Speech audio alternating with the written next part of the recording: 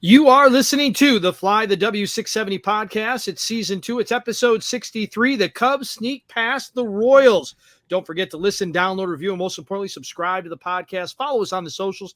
Fly the W670 on Twitter, Instagram, and on Facebook. Of course, you can email us, flythew670@gmail.com. Crawly, happy Sunday to you.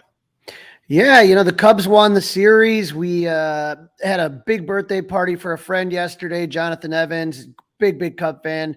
And then recovering from Thursday with Jonathan Madden, a night that did not suck, and it certainly did not suck. We had a lot of fun out there at Club 400. All right, well, I'm going to look for a little bit of a recap from that event a little bit later on in this podcast, but we got to start off with the fact, Crawly, that the Cubs took 2 out of 3 from the Royals. You were right. I was wrong. I was hoping for that sweep. And game number 1 is the one that did not go the Cubs' way. Jameson Taillon took the hill for the Cubs in that one. Yeah, it's one of these things that the Cubs have really been struggling against lefties lately, and Cole Ragans just really kind of, took it to him. Jameson was looking for a bounce back after struggling against the Jays, and he pitched okay. He was able to give manager David Ross a little length. Unfortunately, Patrick Wisdom had a rough day at first base. Royals struck first in the first inning when Drew Water led off with the single. Waters would steal second, and then former Cub Nelson Velasquez flied out. But with 2 outs, Kyle Isbell singled to score Waters and put Casey up 1-0. Then in the fourth, Bobby Witt Jr., we warned everybody about him in the hot and not last time. I mean, that guy is just the real deal there. He hits a ground ball to Jeimer Candelario. But now Witt is extremely fast, and maybe Candelario should have pocketed it, but he threw a one-hopper to Wisdom, who was playing first, and it got past him. I thought he could have caught it on a bouncer, like Coomer said, come off the base a little bit to block it. But the ball lands in the Cubs dugout. It skips past Wisdom, and Witt standing on second. Michael Massey would ground out to move Witt to third, and then Salvador Perez would hit a sac fly to make it 2-0. Now, the Cubs would fight back to get the lead in the fourth inning. Yan Gomes would hit a one-out double, say Suzuki single to put runners out the corners, and then Jeimer Candelario single to make it 2-1. Patrick Wisdom hit a single and loaded the bases for Christopher Morel. Morel hit the ball to third baseman and former Cub Matt Duffy, who played it behind the bag. So he runs to tag to third and then tries to get Morel at first. But, Morel's a fast guy himself. And the throw is offline, and the run scores. And so the game's tied at 2. And then Mr. Reliable Nico Horner with a single to score Wisdom put runners at the corners for Ian Happ. But the inning would come to an end when Morel was caught leaning off third and caught in a rundown to end the threat. Absolutely brutal way to end the inning, Dustin. Yeah, it's a terrible way to end the inning. Just a little bit too aggressive. You can't have that at this time of the year, though. You cannot have that stuff. Right, and so the Cubs are up 3-2, and everything's going good. Taillon still in the game in the 6th with a 1-run lead when Matt Duffy hit one to Wisdom that ate him up. That was his first charge error. But Bobby Witt Jr., who we talked about extensively on the last show, is one of the Royals' best hitters. He gets a hanging cutter that was center, like right down the middle, and Witt homered to put the Royals up 4-3. Taillon finished the game going 6 innings, gave up 4 runs, but only 2 of them were earned. 6 hits, 3 strikeouts, and no walks. Put that mistake to Witt. That pitch was the dagger. But a good bounce back start, I thought, Dustin. Yeah, it was fine. Not great. It was okay. The defense let him down a little bit. I keep saying okay. He needs to be better than okay, though, Crawly. He can't just be okay. He looks like a 3rd or a 4th starter right now. He's just okay. Right. And like you said, the defense letting him down a little bit. He gave up a mistake to Bobby Witt Jr. That's going to happen. And again, can we talk about that for a second? I mean, how many more series in a row are they going to let the one guy on the other team that can potentially beat you? He's the guy. Before we got to this, Crawly, you mentioned what a big hit he would have in the game. He's already gotten his big hit in the game. Oh, you know what? Let's give him another big hit in the game. I just, come on now. I mean, 2 times enough. Every series now, you let one of these guys that can beat you. That's just dumb. Right. That's 3 series in a row when you talk about Pete Alonso, and then you talk about Luis Robert, and then you talk about now Bobby Witt Jr. So the Cubs offense continues to struggle to get the big hit. They scored 3 runs on 10 hits, but they struck out 13 times. Starter Cole Ragans had 9 of them. The big problem is Cody Bellinger is coming down to earth. He was putting up ridiculous video game numbers for a month and a half. You had a feeling eventually he had to cool off a little bit, right? So if we take a look at this issue, though, it was the heart of the Cubs order. Going to the first inning, right? This is just kind of how the game starts. Morel singles, Nico walks. So you got 2 on for Hap, Bellinger, Swanson. Hap strikes out, Bellinger grounds out, and Swanson flied out. Bottom of the 7th, 1 out. Nico walked, advanced to second on a wild pitch. Runner on second, 1 out. Hap struck out, Bellinger flied out, right? So Hap, Bellinger, and Swanson finished the game 1 for 13 with 5 strikeouts and 1 walks, Dustin. That hurts. That's not how you're going to win a game. Like that part of if that part of your lineup can't deliver, it's going to be a really rough afternoon. Not the roughest afternoon, but obviously didn't go the way everybody had hoped. Right, and I didn't understand Yan Gomes batting 6. He's been ice cold lately. And the big question, Dustin, is we are now down to what we call, they say baseball's a marathon, not a sprint. We're getting real close to that sprint. Yeah, it's about to be a sprint. It's about a 200 right now. I'd say it's about a 200-yard dash as opposed to a 100-yard dash. So, I mean, like, you're almost to the point where these are like playoff games, right? I mean, it doesn't affect you that badly, but every game here counts. If you were in a playoff game, Dustin, would you play Patrick Wisdom at first? Not a chance in hell. Right. So he makes 2 bad plays. Like I said, the one was an error that was definitely charged to him. And the other, like I said, I'd rather see Christopher Morel over there and have Wisdom DHing if you feel like you need to get him out there. Seriously. I don't think Mike Talkman's that bad against lefties. They're making it seem like he's awful. He's struggling right now. Well, that's the question. I mean, would you start if you were playing in a playoff game? It's a great question now. If you were playing in a playoff game that was started by a left-handed pitcher, Talkman's on the bench? I wouldn't. You know what I mean? But I'm saying that means right. That's the question.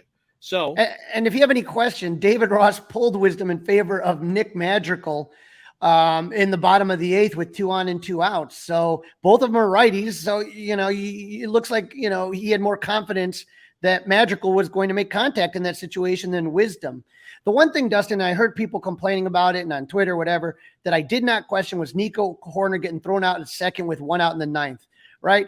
It's, there's 1 out. Nico hits one against the right field wall, but he got thrown out by an amazing throw by Drew Waters, who threw a dart to Bobby Witt Jr. for the out.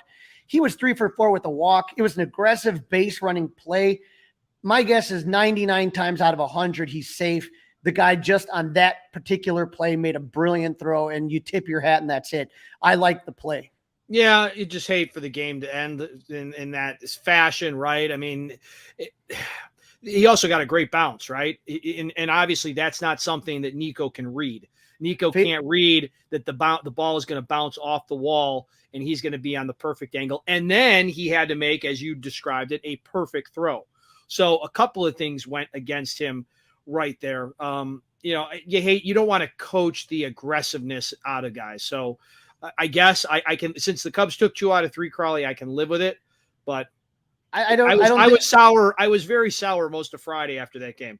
I don't think of it as I thought that Morel getting caught leaning off a third. You can't do that. This was, again, like you said, every single thing had to go right. You had to get the bounce. You had to get the angle. You had to get the throw. You had to get the tag. Yep. Everything went right. You got to tip your hat. That was a great play. I say every time I have no problem Nico making that move on that one. All right. I can side with it, but it's because Crawly, we would get to game 2 and the Cubs ace was out there Saturday afternoon. Yeah, Justin Steele versus Singer. The Cubs win this one 6-4. Cubs paid tribute to legendary radio host Lynn Bramer with the special event hat. His colleagues, Terry Hemmer and Marty Leonard's at the game. A video of Lynn singing the stretch and a concert at the Metro after the game. I know Los Lobos performed. And so, just a reminder of how much we miss Lynn every day and think about him a lot during the season and how much he would have loved this team. He would have loved this team. He would have absolutely loved this team. Now, the Cubs offense had a much better game compared to game one. The wind was blowing out and the Cubs took advantage. Nico reached on an error made by Witt Jr., which apparently the guy's human. Nice to see. And then Cody and Bellinger made them pay, hitting a little bit of a wind-aided home run to left, and the Cubs were up 2-0. Royals would answer back in the second when Salvador Perez singled. Freddie Fermin doubled to put runners at second and third with no outs. Steele got Matt Duffy to ground out to advance the runners to make it a 2-1 game.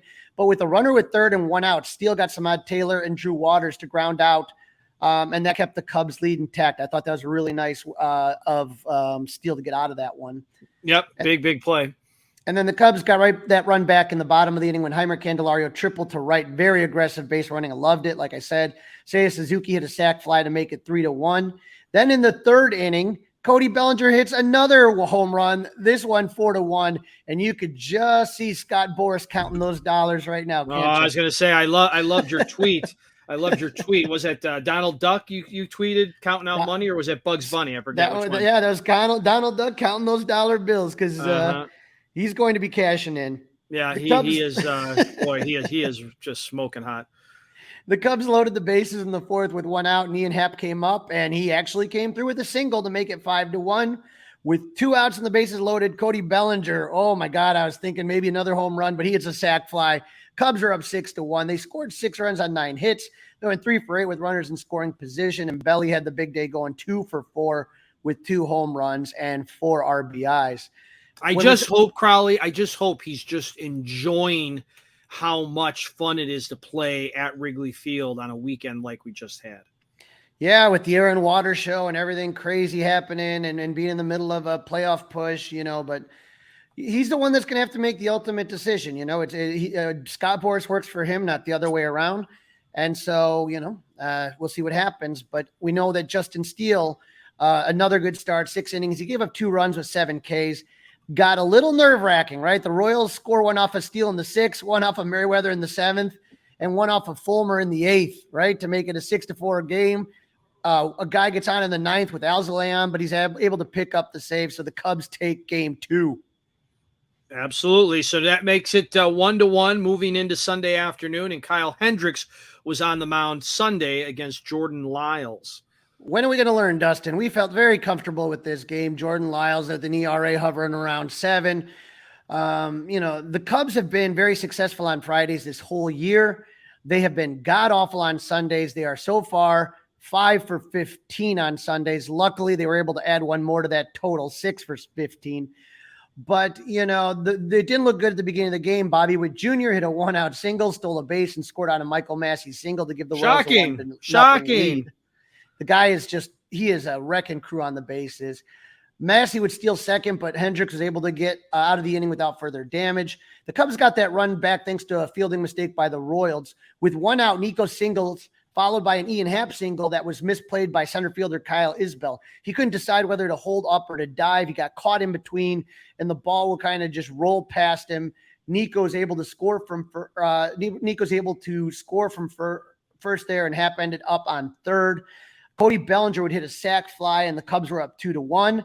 And the Cubs got a pair of solo home runs from Seiya Suzuki and Miguel Amaya, who we should be seeing more of. We'll talk about that later. So the Cubs were going to score 4 runs, but only 2 of them earned. They only had 5 hits, Dustin, on the day. So they didn't even have a situation with runners in scoring position. Bellinger, Swanson, Morel, Candelario, they were all hitless today. We expected more from the Cubs office against Jordan Lyles, but he went 8 innings pitched. He only gave up 4 runs on 5 hits. Only 2 of those runs were earned, but luckily 2 of the 5 hits were those solo home runs. Right. And he this is what's scary. I mean, just not nearly enough offense against these Royals. Not nearly enough. Right. And what you're taking a look at is that, Morel had that miracle home run against the White Sox. I mean, if Morel doesn't do that, they could have been 0 for 3 to kind of start, with 3, in the counting the White Sox and then the Royals. And then even in this game, it was a closer game than what you would like to. All the games, the Cubs lost 1 and they played 2 very close games. Again, Kansas City has been a much better team since the All-Star break. But what do you think? You're going to play good teams in the postseason. So, that's not an excuse in my book. No excuses. No excuses. Now, Kyle Hendricks settled down after the first inning, and it didn't hurt. The wind was blowing in. With one out in the second, Daniel Blanco hit a ball that would have been out the day before, but landed harmlessly in the glove of Ian Happ. In the fifth, Dustin, I'm hyperventilating with one out. Matt Beattie walked. Darian Blanco lined out, but MJ Melendez doubled to put runners at second and third with 2 outs. Bobby Witt Jr. at the batter's box, but Kyle got him to line out to Seiya Suzuki to end the threat. Kyle would go 6.1 innings. He gave up 1 run on 5 hits, 3 Ks, and 1 walk for another quality start, Dustin. Kyle has allowed 3 or fewer runs in 6 of his last 7 starts. That's all you can ask for. That's all you can ask for. Yep. He gets out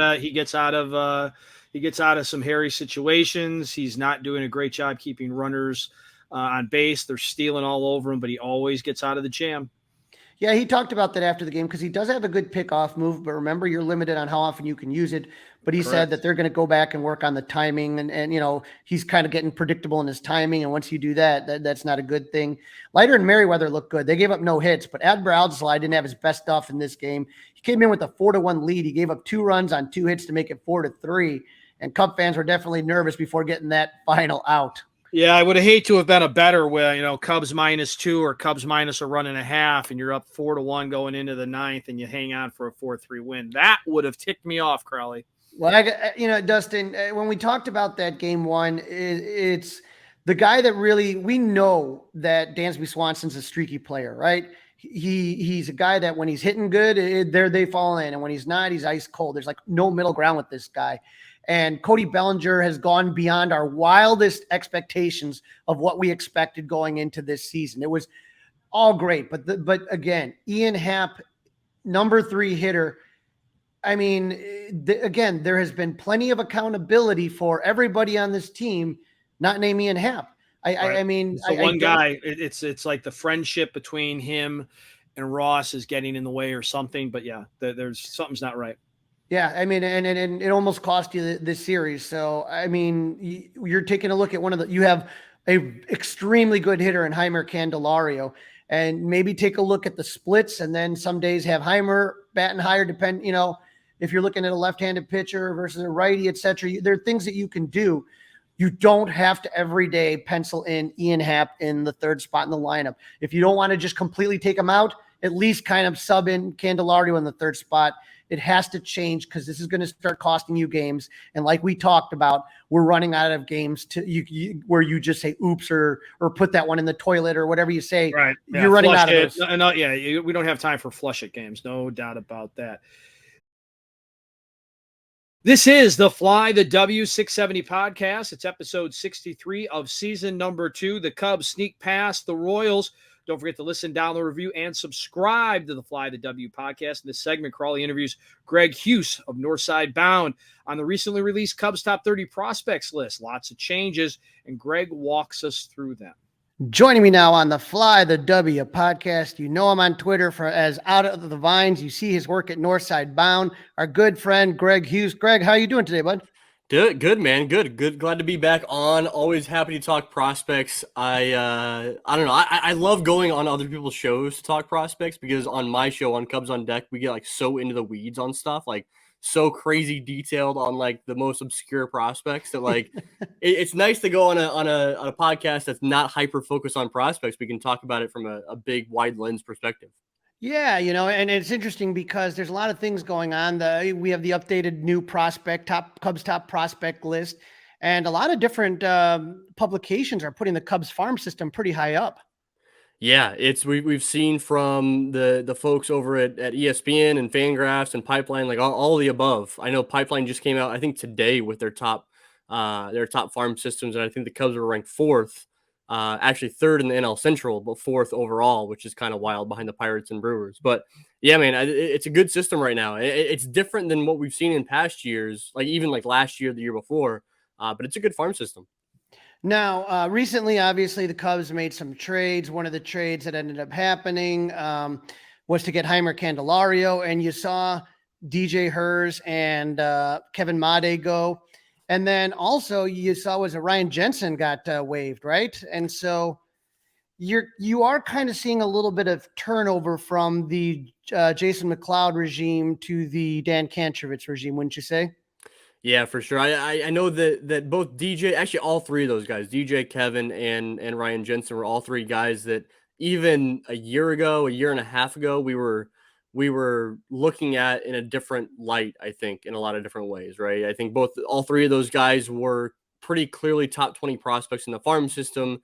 And now they were like, by the time they were dealt or they left the system, they were no longer consensus top 20 prospects in the system. So, yeah, just different setup. I think that a lot of that has to do with a pretty good come up of prospects this year. We've seen the Moises Ballesteros of the world, the Hayden McGearys, the Cade Hortons taking everything by storm. You know, we've seen guys really, really jump up prospect lists. And because of that, we've seen a lot of shifting for where we're at a year ago. Yeah, let's kind of take a look at that really quick right here. And for those of you that are just listening, you can always follow along too on if you subscribe to the 670 The Score YouTube channel. You get to see our beautiful faces. You'll get to see some of these prospect lists, etc. But when we looked at 2022, and I looked at the top 10 list, right? You're talking Brennan Davis, Christian Hernandez, James Triantos, Caleb Killian, Jordan Wicks, PCA, Kevin Alcantara, Owen Casey, DJ Hers, and Braylon Marquez. And it's kind of interesting because some of the names we've seen in Chicago, some of them we have not seen debut, but they've kind of fallen down, and other guys have kind of jumped up, right? Yeah, we didn't talk about this before. I wonder, this has got to be preseason 2022, I'd imagine. Brennan Davis and Christian Hernandez at 1 and 2 is super interesting now, considering where they land in prospect list. Outside the top, or probably right around 20-ish for Brennan. It's hard to rank him, and Christian Hernandez, depending on who you ask, anywhere from 10 to about 40. I feel like that there's a wide range on Christian Hernandez, but I think once you get down to like James Triantos, right, number 3 last year, this year he's fallen down to the 9-ish or so range, depending on what publication you're reading. But like that's an example of like the system really breaking out.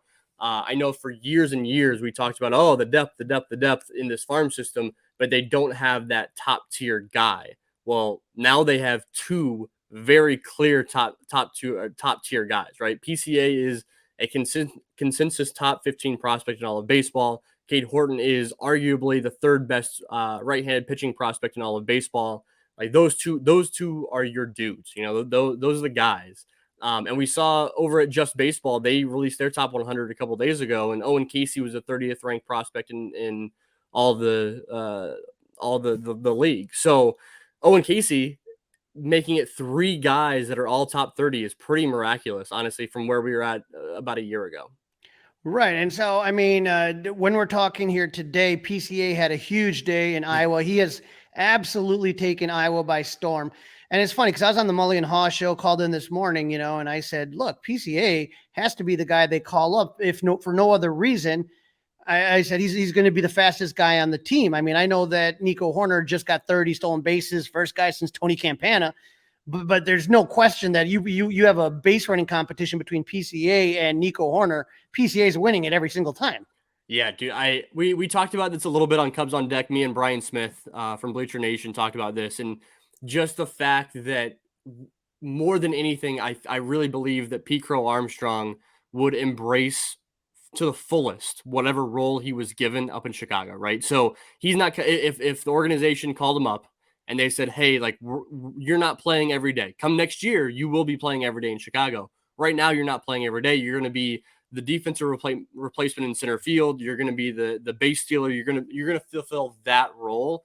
Man, dude, he would embrace that so well, and he would just do that so well. He would be the best defender. He would be the best base runner. And I think that helps in a playoff run. I mean, yeah, and that's what, I'm there last night, and Nico Horner gets thrown out by Yasmani Grandal. I'm sorry, PCA, that don't happen. Yeah, I will say with PCA, like he's fast as hell. He's a good base runner. You got to remember with PCA, for the fans out there, like ready for him to come up, he is an ultra aggressive base runner. I mean, we're talking like putting Javi to shame in terms of his aggressiveness on the base paths. He will get thrown out. He'll get picked off. He'll get thrown out. He'll make stupid tag up decisions. He'll try to take the extra base when he shouldn't. All of that's going to happen. But also he's fast as hell, and he is a good base runner besides that as well. So You take the good with the bad, like we did with Javi, right? I mean, it's very similar in terms of the way they go out there and give it their all 100% all the time. Now, I remember last year the Cubs selecting Cade Horton with what, the 7th overall pick? Yep. And there were some people that were like, oh my God, look at this bet and this bet and this bet. But now, I mean, I remember talking, God, who was I talking to? Max and BK, you know, the first time that Cade threw a bullpen, those guys were there and they were just blown away. And obviously they've seen a lot of pitchers, you know, come through the system. I mean, he has just absolutely taken these rankings by storm. Yeah, man, it's one of those things where you shouldn't ever ridicule a draft pick on the day of the draft because it's silly to do. Like you just don't know, but especially with pitchers now, right? Like Cade Horton hardly threw when he was at Oklahoma, so we didn't know what he could possibly become. Now, did we expect him to be this in August of the year after he was drafted? Of course not. I was skeptical of the pick when it came in and when it happened, just because I didn't know a whole lot about him, but it wasn't because I thought the Cubs did a bad job. You know, he has been absolutely tremendous. I think that there is a non-0% chance that we see him in Chicago this year, given the current status of losing Marcus Stroman today and all that good stuff. So I don't expect it, right? Don't expect to see Cade Horton in Chicago this year. But if you would have told me there's a non-zero chance of it come opening day this year, I would have laughed in your face, you know? So Right. That's pretty significant just saying that. Now, looking at number 3, you got Owen Casey, and he kind of turned some heads when he was at the World Baseball Classic playing for Team Canada. Owen came on the Yu Darvish trade. It looks like that double A team, I mean, and triple A team. I mean, you're looking, potentially 3 more teams in the playoffs, minor league teams in the postseason this year? Yeah, it's really impressive, and it helps a lot seeing those minor league guys get that playoff atmosphere, playoff experience for sure. Owen Casey's been so damn good, dude. Like he has been really, really impressive. And I think the big thing with Owen is he showed in past years that he could use all fields in terms of that hitting approach. And this year he's just tapping into that raw power he has. We know that he has some of the best exit velocities in all of professional baseball, not just double A, in all of professional baseball, including the major leagues. But now he's getting to that power more often, and he's showcasing it in games more often. So to me, the big thing with I always assumed that power would come eventually. It was just a matter of when. To me, the big thing that I've pointed out that not many people are pointing out because it's not nearly as sexy, but Owen Casey the athleticism is there a lot more than it was last year. And that athleticism helps with him in the field where he's getting things figured out in the outfield a little bit better. And then also on the base paths where he's not stealing a ton of bases, but he can do the good base running where he's scoring from second, he's going first to third, that type of stuff. That athleticism has been super important for his development. Now, looking at number 4, Kevin Alcantara, he, is down in South Bend, and he just looks like a ball player. If you ever see the guy, I mean, he's just a beast of a man. And the funny thing is, when I look at the top 4 guys, PCA, Cade Horton, Owen Casey, and Kevin Alcantara, they're all 21 years old. Yeah, it's pretty wild, right? I mean, and they're all not far from the bigs, right? PCA's in AAA.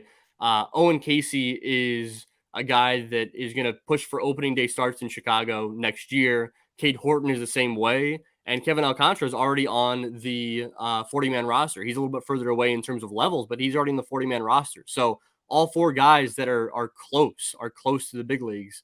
I'll tell you a story about Alcantara. I talked about it on the podcast, but I got to go see South Bend when they were playing over in Peoria a few weeks ago. And it was right after Alcantara got hurt running the bases. He hurt his knee. He's back now. We're seeing him playing in South Bend, but he was out for a few weeks. When I was over in Peoria, he was still with the team. He wasn't down in Arizona rehabbing yet, but he was taking it super, super easy on the leg because he just didn't want to run too hard, didn't want to injure anything any worse. He was taking some batting practice, and when he was taking batting practice, it was basically just upper body. Like he wasn't getting his legs into it hardly at all. It was just arm swings. That was all it was. And the dude was still hitting the most impressive home runs of the entire team. He was still hitting it over the berm. He was still hitting some by the eye test exit velo numbers through the roof. And that was just with arm swing. That wasn't even putting his whole body into it. So the dude is a freak of nature, really. Now, you talked about Marcus Stroman. We heard today about some rib issues and cartilage and God only knows what, but it's clear whether Stro was here or not, that an arm was going to be coming up in September, and the possible, with some of these guys throwing more than they've ever thrown before, you're taking a look at maybe a starter. And so at number 5 is Ben Brown. He's been on the show before here. Number 10 is Jordan Wicks. Would you see either one of those? Now Ben's on the 7-day IL, but I haven't heard how severe or what it is, or if he has to get ramped up again. But if you were to kind of take a stab in the dark right now, which one of the two guys would you say would you be kind of coming to Chicago in September? Between those two guys, I'd probably bet on Jordan Wicks more than Ben Brown, just because of the injury unknowns with Ben Brown. He has been, even if he's coming back relatively soon, he does have to have a little bit of a ramp up process because he's been out for a while. It's not just he's been out for a week. He's been out for a few weeks now. So we need to ramp back up. And my assumption with Ben Brown is, since he was already kind of on track to kind of wane off those innings, I'd assume he comes back as a reliever when he comes back this year. So we might still, because he's already on the 40-man roster, we might see him in Chicago, but not taking up a rotation slot. If I'm pegging one of those two guys as a starting pitcher in Chicago this year, it would be Jordan Wicks. Just because he can still throw some more innings. He hasn't been as impressive in AAA as he was down in AA, but over the past few weeks, he has been pretty damn solid. So I'm a big Jordan Wicks guy. You know it, everybody knows it, and I'd like to see him in Chicago. That'd be nice down the home stretch. All righty, number 6 on the list, Matt Shaw, shortstop. He was the Cubs' first pick of the draft this year. I mean, again, another guy that's just kind of shooting through the system. Yeah, dude, he has been really good, really fast for South Bend. That's a pretty aggressive promotion up to South Bend in his first year, like the first year, his draft year. We'll likely see him start off next year in AA Tennessee. Whether he ends there this year is still to be determined. My assumption, though, is that we probably see him in the Arizona Fall League, regardless of where he ends up this year. So, yeah, dude, he can just hit the ball. He's got the big old leg kick, and that's fun to watch. We'll have to see how that impacts him hitting as he continues to climb the ladder. If they could try to tone down the leg kick a little bit. Basically, what this year is typically used for draft picks, including Matt Shaw, even up in high A. It's used as just like, hey, go out. Typically, you got two options. Either you're a guy who does not see full season affiliated baseball, and they're just constantly tinkering with a player right out the gate, or you see the other way of the development path, and that's with Matt Shaw, Josh Rivera, guys like that, where you go and just do what you've been doing in college, do it in the pros, see what works, what doesn't work, and then the offseason we'll make those tinkers and make those changes based on what didn't work. Fortunately for Matt Shaw, a lot is working, so we'll kind of see what that looks like in the offseason for his workload, Right. Now, I went down to I went to Myrtle Beach at the beginning of the summer. And, when you go to these type of places, you kind of check some things out, some guys out. And the two guys that kind of blew my mind when I came back from Myrtle Beach was Michael Arias and Moises Ballesteros. I mean, both young kids, but I mean, when I saw Arias throw, like the way that ball hit the glove, it was just something else. And then when I saw Ballesteros, I mean, he was just hitting. He had like this leadership that you can just totally see when he was in the when he was on the field. Mm-hmm. Yeah, no, and you saw them at the right time because they were pretty soon after both promoted up to South Bend.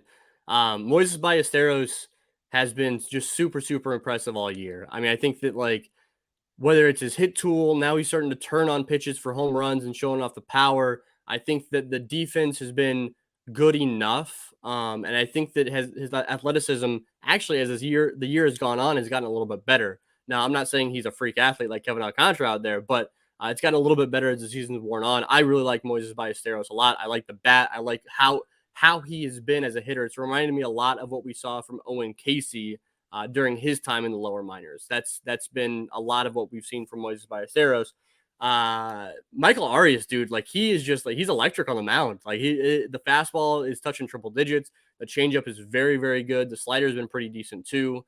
Just really good stuff from him. And talk about a good athlete. He was originally signed as a shortstop by the Blue Jays when he was signed. And so this is a position player conversion, and he just looks like a live arm on the mound. Now, I think that some of the rankings of him have been a little bit aggressive. I've seen him up like number 11 on some rankings in the Cubs system, and that feels aggressive to me. I talked about it on this week's show on Cubs on Deck that I would actually rank him below quite a few other pitchers in the Cubs organization, because I still view him as a prove to me that you're not a relief pitcher long term, right? So I would rank him below guys like Daniel Palencia and Luke Little, who two very impressive guys, but those are relievers, you know.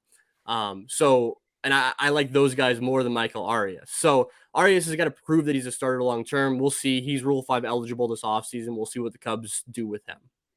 Now, one guy that obviously, he's kind of down on the list, but not his fault, is Alexander Canario, that injury in the winter leagues. And what have you seen from him since he's been back? Yeah, just progressively getting a little bit more comfortable and back to his old self. I think as we sit here in mid-August, he is, I wouldn't say fully back to what we saw last year, but it's a hell of a lot more back than what we saw even like 2 weeks ago. It just took him a while to get back comfortable. I mean, he had to rehab from 2 serious injuries, a shoulder and a knee, and a leg.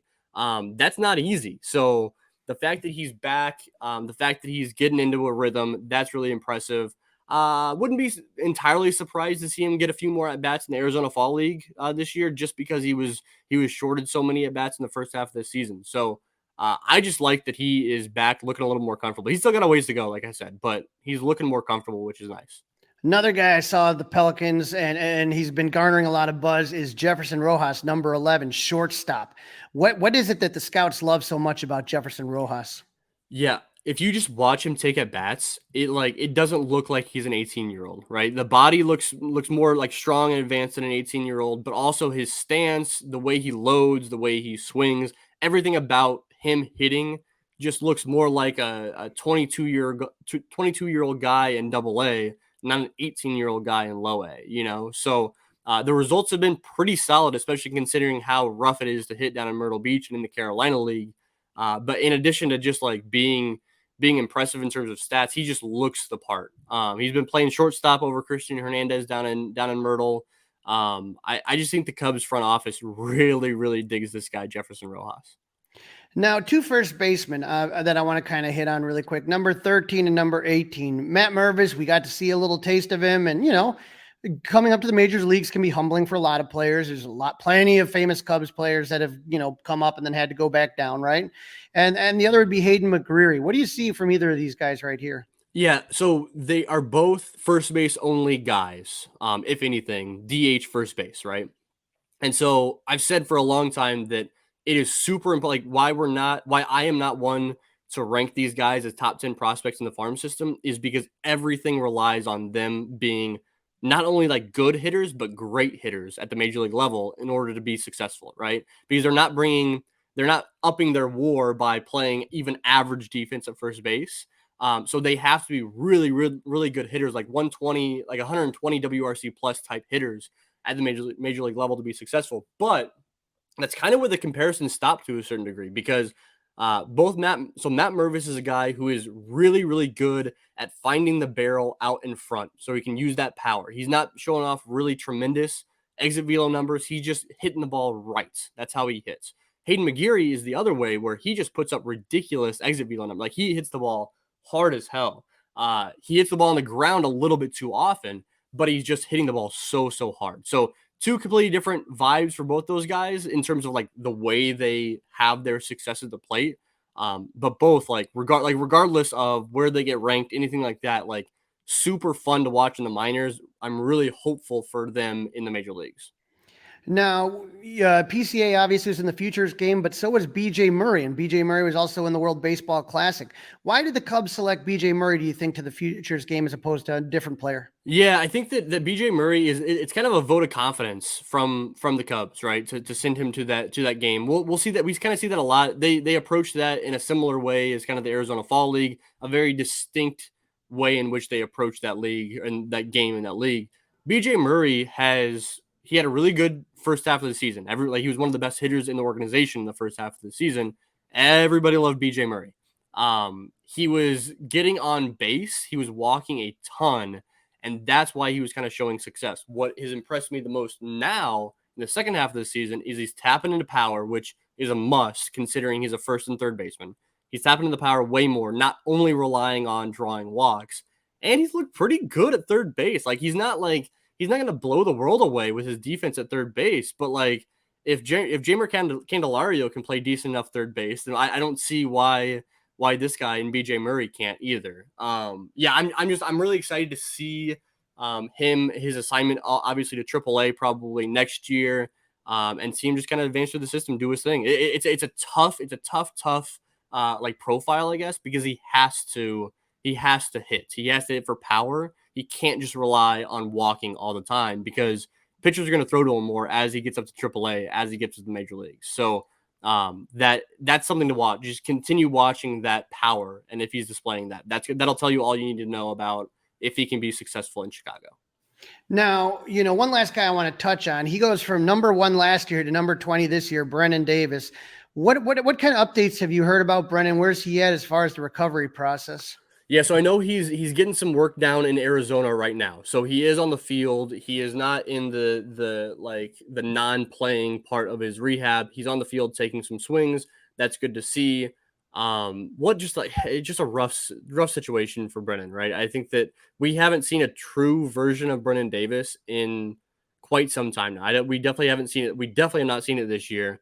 We didn't really see it last year either. So it's been a while since we've seen what a successful and what a healthy and what a 100% Brennen Davis looks like. And I mean, that's something where like one of the best abilities is being available, right?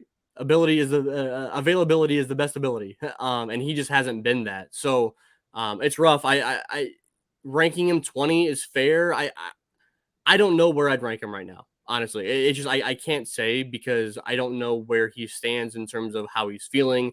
The athleticism has to come back. We haven't seen the athleticism. That's kind of the theme of this show. This one, huh?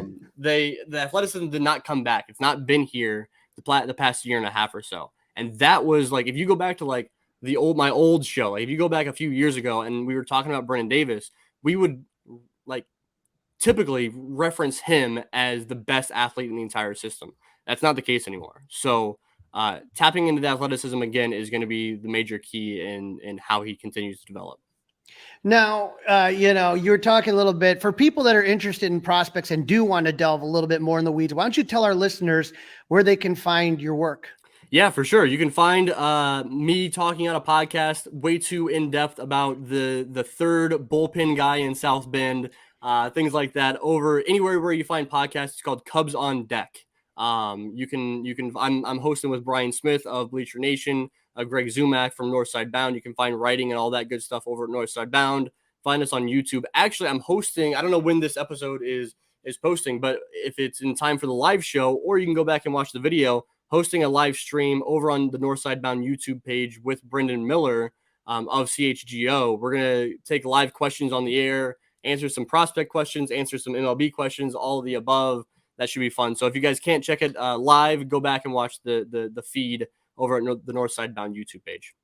Awesome. And Northside Bound is where you write. So a lot of your work will be there, and they can follow you at Out of the Vines. Yeah, Twitter, Out of the Vines, Threads, Cubs on Deck on Threads. We have a Discord page. I know that Greg Zumak and Brian Smith did a great job of setting up a Discord page called 1060 West. You can go check that out. You can find that on Discord. So appreciate it, Crawly. Well, absolutely love having you on, Greg. And like I said, I just wanted to give our listeners a taste of who, there's going to be moves that have to be made really soon, and we'll see what they are. Absolutely. Take care, bud. Appreciate it. You are listening to episode 63 of season 2 of the Fly the W670 podcast. The Cubs sneak past the Royals. Crawly, let's take a look at the standings. Oh boy, I am sure all of our listeners are scoreboard watching like we are every single moment of every single day. The Brewers are red hot. They won the game, so they are actually 68-57. They are on a 3-game winning streak. They were able to take down the Rangers, who are a very good team. So you were hoping the Cubs would make up some ground, and they did in a way, but not, hoping to get past Milwaukee. The Cubs on a 2-game winning streak. They're 6-4, their last 10. So, kind of good, still good. Cincinnati, though, are 4-6 in their last 10. They're on a 2-game losing streak. And so they have fallen behind the Cubs. Cubs are alone in second place. So Cincinnati's in third place, 3.5 back. Pittsburgh and St. Louis still in the basement. St. Louis on a 4-game losing streak, but I think they won today against the Mets. I'd have to double check, what happens. The interesting picture, though, comes in the wild card here, where you're starting to see a couple different things kind of turn around here. Philadelphia is about 500 lately, so they're still in first place in the wild card run. But San Francisco is struggling. They are 3-7 in their last 10, and the Cubs are really right behind them. They're only a half game behind the Giants for the second place in the wild card standings. Now, Arizona is all of a sudden, they've turned it around. They're 7-3 in their last 10, 2-game winning streak. They are right behind the Cubs. And they're also tied with Cincinnati's. And then Miami has been 5-5. They're 2-game losing streak, so they fall behind Arizona and Cincinnati. But you're taking a look at here. You got 6 teams, Dustin, all within a game of that final wild card spot. This is why they wanted to add the wild card, added the different wild card rounds and stuff like that, is so other teams can still be in it. And that's it. This is going to be craziness all the way to the end, especially since the Cubs have a lot of meetings still with Arizona. Yeah, they do. Absolutely right. And we've got a really interesting nugget here from Bob Nightingale. Yeah, Bob Nightingale in his recent notebook said that the Cubs have no intention to offer starter Marcus Stroman a contract extension after the season. Again, we were wondering how that was going to play out.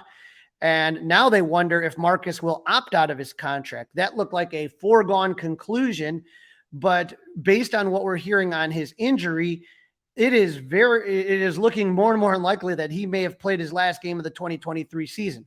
Now, you don't know, because he can't even throw. He's having a hard time breathing with the issue to his rib. And so, it's going to be at least a couple weeks for that to heal. That's not talking even ramping up the arm or anything like that. Like I said, you're talking about 7 weeks left in the season. So the Cubs owe him $21 million in 2024. And so we'll see what happens with all of this. Yep, going to be very interesting to keep your eye on it. Always going to be an interesting off season, that's for sure. And then before Saturday's game, we kind of had a interesting roster move, and you hinted at it a little bit when you were talking about Miguel Amaya. Yes, yeah. Tucker Barnhart was DFA'd, and Miles Mastrobuoni is back to take his place. Barnhart was hitting .202, and his defense wasn't what it once was. Again, Cubs are going for it, and Barnhart wasn't kind of doing what he needed to do, and they needed more at bats for Maya. That's it. So David Ross was asked after the game his thoughts and opinions on the situation with Barnhart, and this is what he said. It's not fun. It sucks. Again, worst part of this job. You got guys that buy into the team, and you create a family atmosphere around here, and these guys care about one another, and you lose a family member, and it just stinks. Yeah, there's no way around it. It's never good. So, I don't know if that was his choice or he was told that's what you're doing, right? If that was a move from up top and said, hey, you're letting go of Barnhart. I got a feeling that Ross really likes those old veteran catchers, sees a little bit of himself in them, but that's it. So again, there's a lot of accountability going on this team. You've seen moves that are shocking. The Cubs are saying we're going to eat money. So they're going to eat the contract for next year for Tucker Barnhart. They're going to eat the contract next year for Trey Mancini. They got rid of Eric Hosmer, which wasn't going to cost them anything, wasn't a big deal. But there's no playing around here, and they're trying to make moves, and they're trying to do whatever it takes to win. So I like the move. Let's see how this all works out. Yeah, it does stink. I think Tucker Barnhart, really nice guy, always good with the media as well, but hasn't been good at the plate, that's for sure. And then not the best catching either. A couple of interesting things happened the last time he was behind the dish. Also, Cubs still always keep an eye on the waiver wire, and there's some news on some pitchers that might be available for the bullpen. Yeah, they picked up right-hander Edwin Uceda off waivers. The Mets waived him he was DFA'd on Wednesday. They made their claim, so he will be pitching in Iowa now. He's pitched for the Dodgers, D-backs, and Mets. We saw that Nick Birdie made his second appearance in Iowa. He pitched 1 inning and had 1 walk and 2 Ks. And I haven't had a chance to check the scores yet, but Brad Boxberger is scheduled to pitch today for the Iowa Cubs. So 2 guys in Birdie and Boxberger who could potentially come up to help this team. Absolutely. Be nice to see. You know, it's kind of one of those, you don't know what you have until you actually get them here, right? We haven't seen those guys in quite a while, right? I mean, so, you know, but it could help, right? There's no telling for sure what's, you know, what they've done down there. And then they get back up here. I mean, Boxberger's been kind of a huge disappointment because he didn't do much when he was here, and then he got hurt. Right, but he has a track record, and you know, if all of a sudden we know what the back of the Cubs bullpen looks like, right?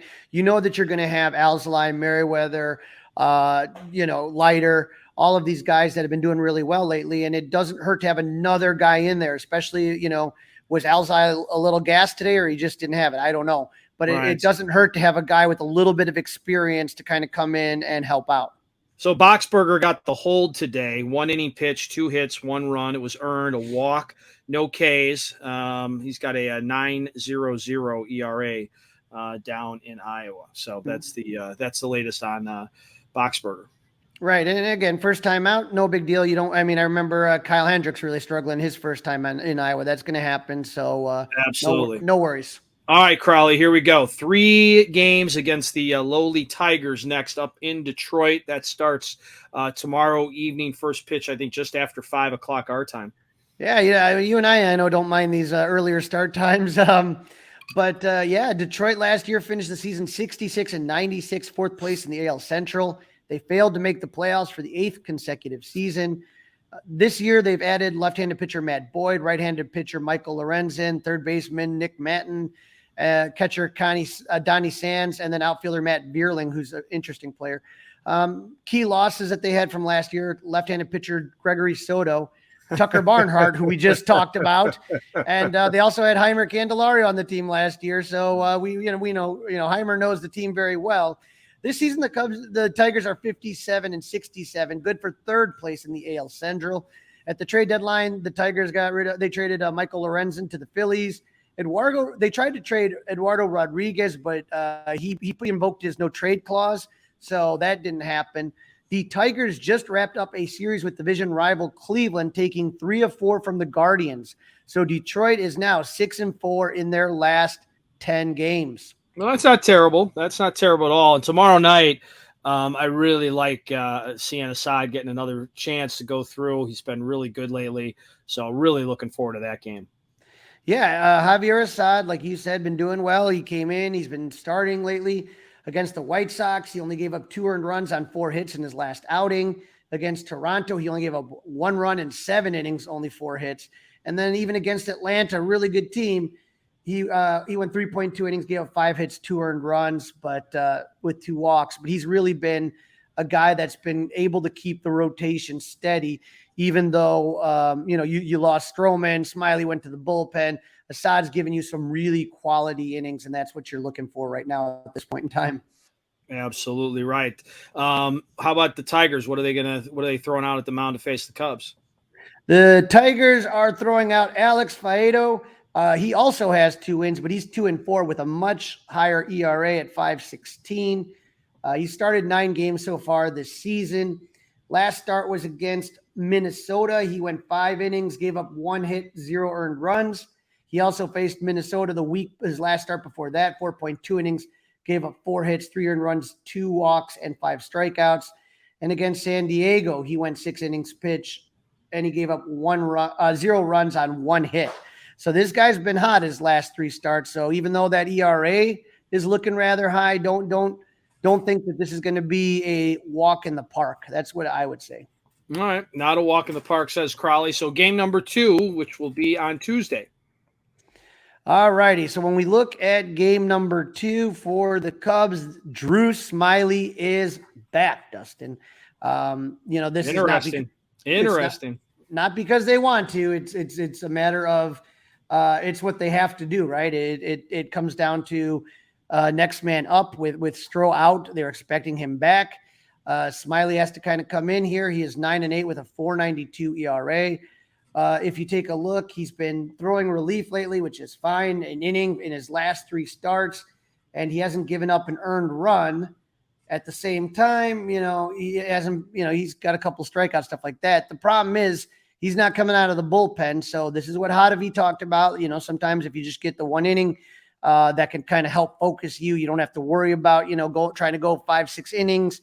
But, when he was starting games, it was just looking absolutely brutal in July and especially in August. And so, the last game he started against the Mets, he gave up 7 earned runs. Before that, against Cincinnati, he gave up 5 runs. I mean, they used an opener twice for him against St. Louis. One time it worked, one time it didn't. So this is, Drew Smiley's path to redemption here is can he come back and be the pitcher he was in the first half of the season, or is he still going to get rocked? I don't know what to expect out of this guy. Yeah, but I like this. I think this is a good spot for him as a veteran with a team that needs every win. I like this. I do. I like this spot. And let's see what happens. I'm glad in this situation. I like him versus the Tigers instead of Hayden Wisniewski, in my opinion. Okay, Reese Olson is going to be on the mound. He's a 24-year-old right-hander for the Tigers. He's 2-5 this season. He started 11 games. Last game against Minnesota, he went 2.2 innings, gave up 8 hits, 4 earned runs, 3 strikeouts, 1 walk. Also against Minnesota the week before, 6 innings, gave up 0 runs with 9 strikeouts and 3 walks. And then against Tampa Bay, he went 5 innings, gave up 5 hits, 4 earned runs. So, we'll see what happens, but he's one of those guys that started the year. He was with the minor league affiliates for Detroit, the Toledo Mudhens, which is one of my favorite names. I love minor league names. But he also was recalled up at June 2nd is when he first got called back up to Detroit. All right, Crawly. Then we've got a afternoon affair, lunchtime with the Cubs on Wednesday. Day baseball, my favorite. Jameson Taillon. We talked about his start recently, and I thought it was, like I said, it's hard when you have guys that are making mistakes behind you. He made that bad pitch. Shouldn't have done it to Bobby Witt, but gave you 6 innings and gave up only 2 earned runs. Again, 4 runs, 2 earned runs. Before that awful start in Toronto where he gave up 8 earned runs in 3 innings. And then against the Mets, he went 7 innings and gave up only 2 earned runs. So one bad start for Jameson Taillon lately since he's kind of bounced back, I guess you would say. And so I'm hoping that this continues. He had a good outing against Cincinnati before that. Against St. Louis, he had a good outing a couple times. So the guys had really good starts in July and August, other than that start against Toronto. Yeah, he's been a mixed bag, no doubt about it. We're hoping for the best, fingers crossed, as I always like to say. So we'll see what happens. But I'm feeling pretty good about the Tigers being the Cubs' opponent for the next 3. All right, Crawly, hot and not right away. Cody Bellinger hot. Okay, we got that out of the way. Who else is hot? If we're talking about Cody Bellinger, actually, he wasn't on the top of the hot list anymore. Oh my gosh, we broke the record. The streak is over, Crawly. Yeah, he got kicked off the list. He's off the list, but trust me, he's still doing pretty well. But if you're taking a look lately, 2 home runs on Saturday, I think that's pretty well. Yeah, he got the 2 home runs. That was good. But when we take a look at the bigger picture with Cody Bellinger, he's 4 for his last 17 with 2 home runs and 5 RBIs. But he's slashing 235, 250, 647, which kind of puts him in the middle of the pack right now. What a bum. They should have traded him at the deadline. Again, this guy was not going to do this forever. We know that, but that's where a guy like Ian Happ, it needs to kind of, carry some of the weight now. It's a great lead-in. So the guy on your list is also on your list. We'll get to your top guy in a second, but Seiya Suzuki is on your list as part of the hot list this week. Yeah, 5 for his last 17, 2 home runs, 3 RBIs. He's slashing 294, 278, 647. So good looking average. Slug's looking great. He's not taking walks, but in general, he's kind of starting, hopefully kind of keep doing well. But what I'm getting at is maybe, just maybe, you could take a page out of the benching, if you will, or put into the corner, if you will, of Seiya Suzuki and try that with Ian Happ. It's obviously worked for Seiya. Maybe it could work for Ian. You never know. But I would say before you do that, try just moving him out of the 3-hole and having him have well, that would be the start, right? That would be right? the start. How about just flip flop him and Swanson, right? Swanson's been batting 5th or 6th. How about just flipping the 2 of them?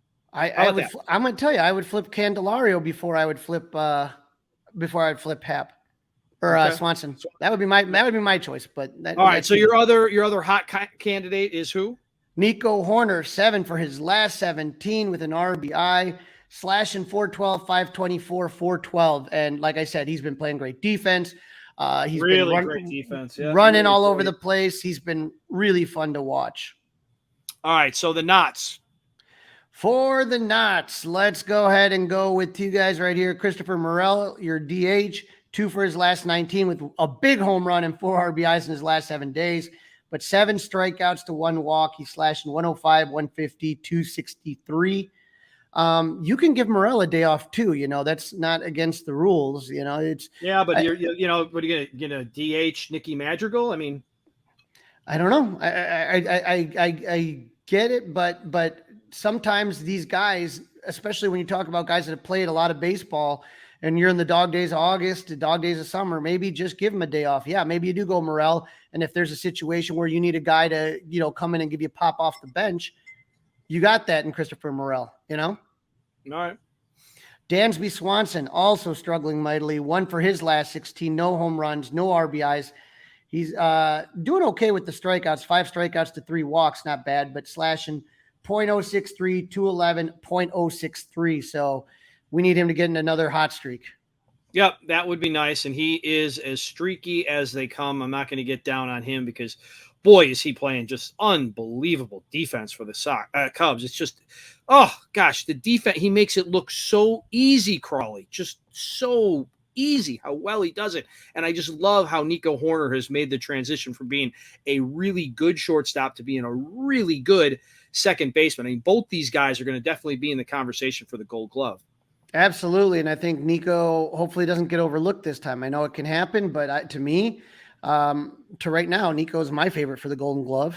All right, Crawly, give me a guy that I'm going to say, why in the world are we pitching to this guy for the Tigers?